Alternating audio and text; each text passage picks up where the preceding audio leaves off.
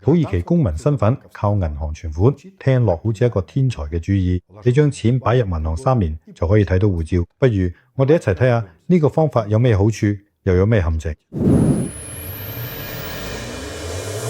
個流程好簡單，存款要有50萬美金起跳，或者等值咗其他貨幣，之後要換做土耳其里拉，最少要鎖3年，仲要有土耳其銀行監管機構 BDDK 嘅正式證明，話你個存款符合申請公民身份嘅要求。好處就係快，而且唔使搞咁多手續。你同銀行做嘢，開個戶口，擺咗筆錢落去，做嘢鎖定，仲可以收息。成個流程呢，基本上都好清晰同。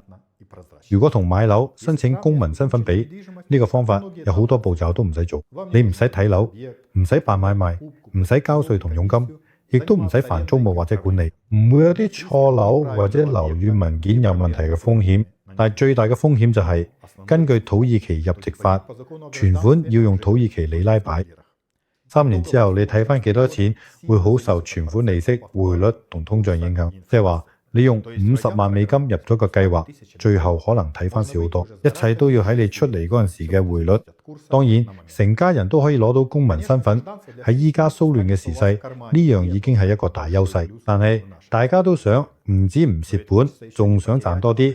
不過呢度嘅人可以包你一定賺。實際上會喺存款呢個方法嘅，多數都係對匯率風險有認識，又唔想搞樓宇嘅人。如果你覺得保住資本嘅購買力比起淨係滿足表面條件更加重要，佢存款未必係最好嘅選擇。如果你考慮用銀行存款或者買樓嘅土耳其公民身份，最好預先計清楚數字同埋冷靜評估風險。